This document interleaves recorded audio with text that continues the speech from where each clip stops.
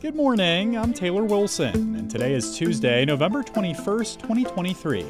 This is The Excerpt.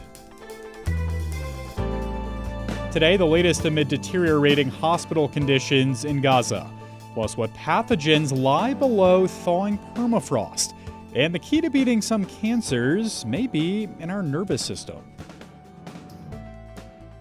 Most of the premature babies evacuated from Gaza's Shifa hospital on Sunday were transported to Egyptian medical facilities yesterday.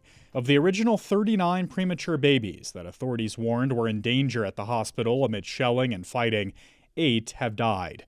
And the surviving babies face an uphill battle after getting sick amid a lack of medicine, clean water, or power for incubators.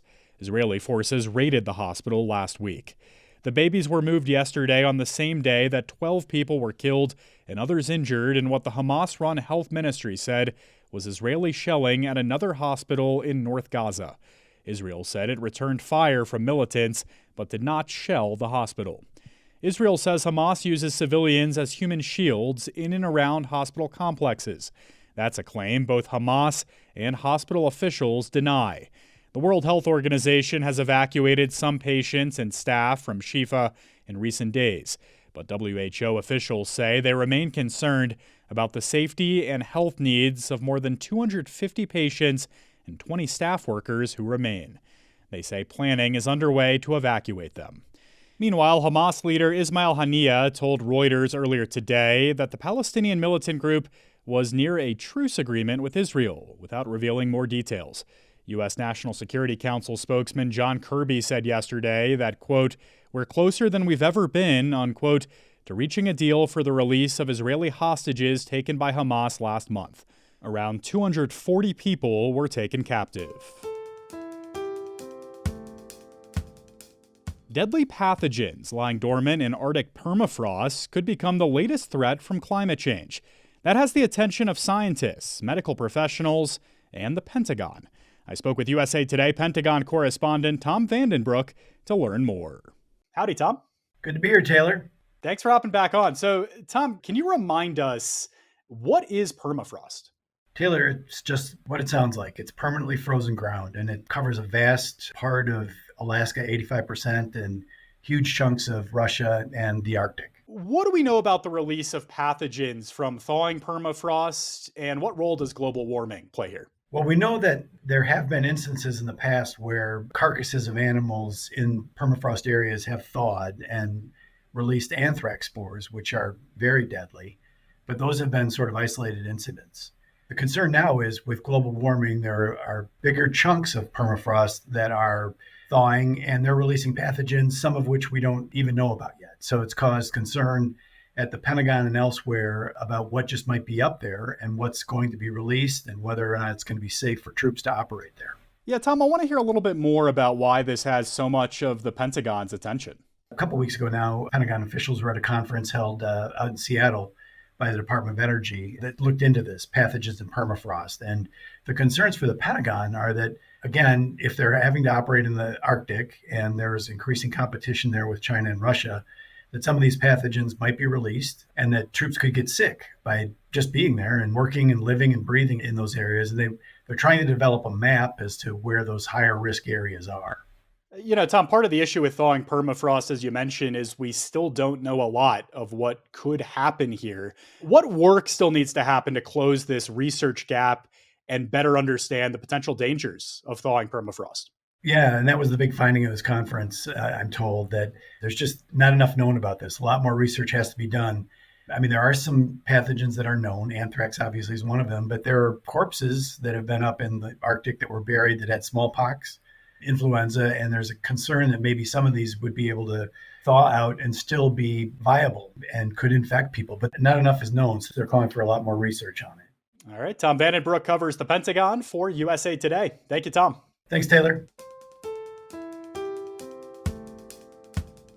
A federal appeals court yesterday ruled that private individuals and groups, including the NAACP, do not have the ability to sue under a section of the Voting Rights Act.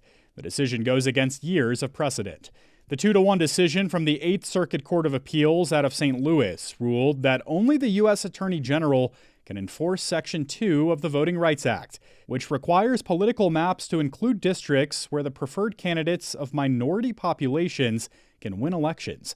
The majority in the decision said other federal laws make it clear when private groups can sue, but that similar wording cannot be found in the voting law.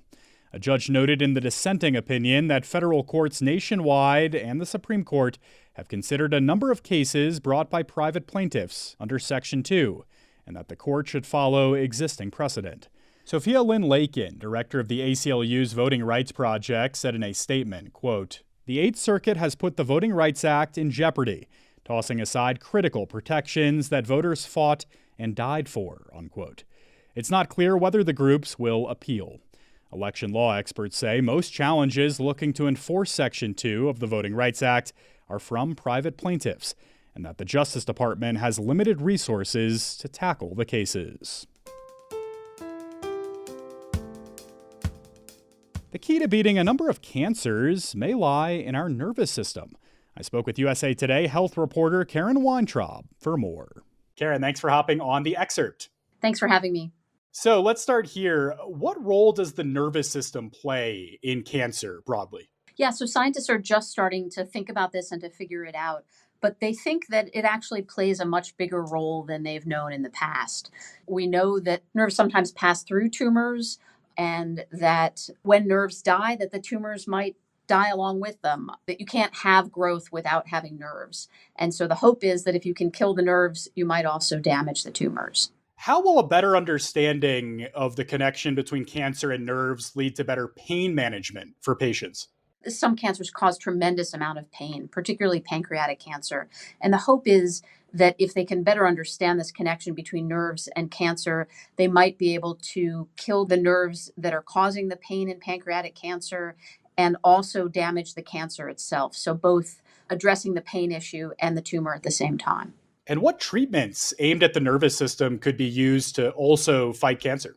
So again, they're still figuring all of this out, but what they've seen so far is that drugs like beta blockers, which are traditionally prescribed for high blood pressure, also seem to help reduce nerve activity. And they've been shown to help patients with breast and colon cancer. So they still need to do a ton more research, but it might be possible that if you have one of these types of cancers, you could take a beta blocker along with your other cancer therapies. It might help fight the cancer. Karen, why is reducing stress such a critical part of so many cancer fights? So they also think that stress certainly affects your quality of life and may exacerbate the cancer. It excites the nervous system. You're in this fight or flight mentality all the time. Your nervous system is excited, is amped up. And that may trigger more cancer growth in some cases. And so being calmer, tamping down that excitement certainly will help make you feel better and might also help with the cancer as well. And going forward, what's the biggest challenge on this front in the coming years? So the good thing is that there are existing drugs that might already be out there that might help reduce this nervous system activity or alter the nervous system activity and could help with cancer. They just have to do the hard work of figuring that out, what works for which cancers, because in some cases you might want to amp up the activity, in some cases you might want to tamp it down. There's a lot of work between now and figuring out exactly what can be done to help people with different types of cancers. Karen Weintraub covers health for USA Today. Appreciate the time as always, Karen. Thanks so much. Thank you. The American Civil Liberties Union, or ACLU, is condemning a school district in Kansas for forcing an 8-year-old Native American boy to cut his hair. That's despite long hair being a part of his faith and culture. The ACLU said that Hatterline Elementary School, some 140 miles from Kansas City, has a policy that requires boys to keep their hair short. The mother of the child, who is a member of the Wyandotte Nation, explained to the school that long hair is part of the family's culture and faith. But school officials still pushed her to cut the boy's hair or risk him being sent home in the future. The ACLU says the school's decision violates multiple civil rights laws, including the Kansas Preservation of Religious Freedom Act, Title IX of the Education Amendments, Title VI of the Civil Rights Act, and the U.S. Constitution. The boys' tribal customs mainly allow boys to cut their hair or wear it short only when grieving loved ones who have passed away. The boy wanted to adopt the same practice after seeing male tribal members wear their hair long last summer.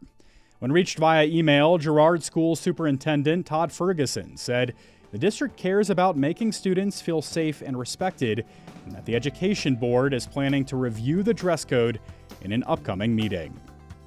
Thanks for listening to The Excerpt. You can get the podcast wherever you get your audio, and if you use a smart speaker, just ask for The Excerpt. I'm back tomorrow with more of The Excerpt from USA Today.